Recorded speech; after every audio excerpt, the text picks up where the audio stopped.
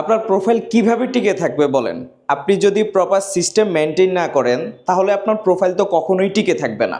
So আমরা যখন কোনো প্রকার ইউটিউবে একটা সস্তা ভিডিও টিউটোরিয়াল দেখে কি করি, ওই অনুযায়ী কাজ করতে থাকি। এই কারণে আমাদের অ্যাকাউন্টগুলো কিন্তু বেশি দিন টিকে না। সো আমাদের একদম খুব কমন কোশ্চেন, অ্যাকাউন্ট টিকতেছে না, অ্যাকাউন্টে প্রবলেম হইতেছে, সাসপেন্ড, রেস্ট্রিকশন, এই ধরনের প্রবলেম হইতেছে। কেন এই ধরনের প্রবলেম হইতেছে?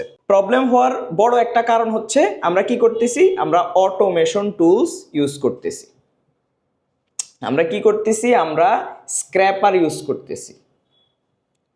আমরা কি করতেছি, আমরা ব্রাউজারের এক্সটেনশন ইউজ করতেছি।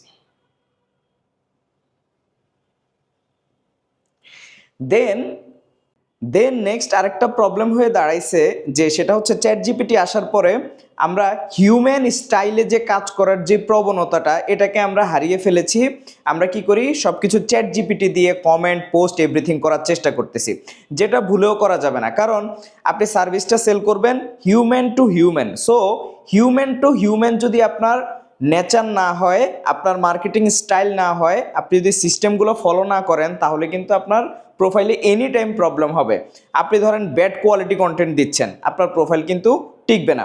দেখেন রিসেন্টলি ফেসবুক থেকেও লাখ লাখ অ্যাকাউন্ট কিন্তু ডিসেবল করে দিছে শুধুমাত্র ফেক প্রোফাইলের কারণে।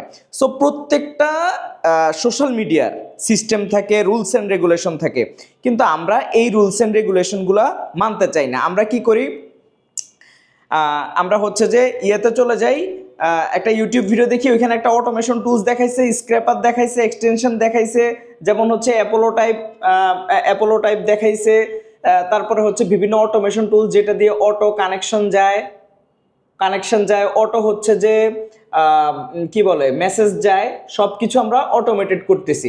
সো এইরকম অটোমেটেড ভাবে আসলে ক্লায়েন্ট পাওয়া কখনোই পসিবল না।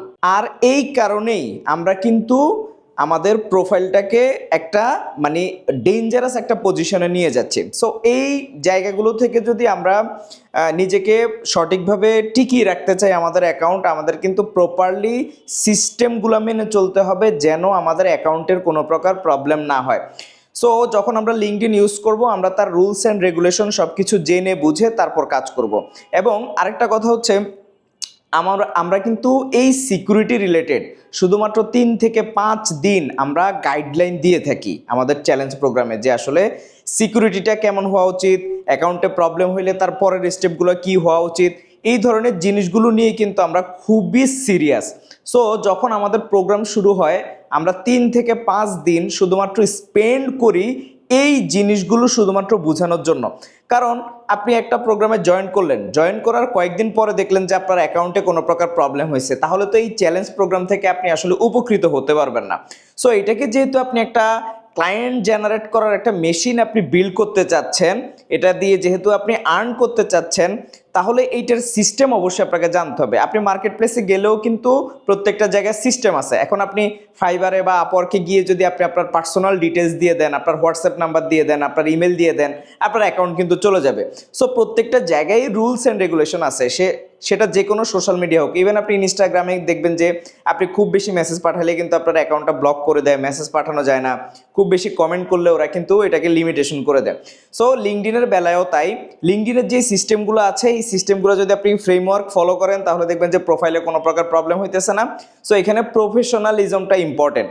লিঙ্কডইনটা প্রফেশনাল মানুষরা বেশি ইউজ করে বিধায় আমরা কি করি, ওইখানে আনপ্রফেশনাল কাজগুলো করতে পারি না, এবং যেই জিনিসগুলো ইউজ করার কোনো রুলস অ্যান্ড রেগুলেশন নাই, সেগুলো আমরা কিন্তু করতে পারবো না ওই জায়গাটাতে। সো এই জন্য আমাদেরকে অলওয়েজ হচ্ছে যে এই জিনিসগুলো নিয়ে সতর্ক থাকতে হবে, তাহলে আমাদের প্রোফাইলের কিন্তু কোনো প্রকার প্রবলেম হবে না। আমরা প্রচুর মেসেজ পাই এই ব্যাপারগুলো নিয়ে। সো এগুলো নিয়ে যদি আপনারা আরও ডিপলি জানতে চান, তাহলে আমাদের চ্যালেঞ্জ প্রোগ্রামে জয়েন করতে পারেন। আমাদের সিট ফিল আপ হয়ে গেলে আমরা কিন্তু সিজন 3টা অফ করে দেবো। So thanks everyone.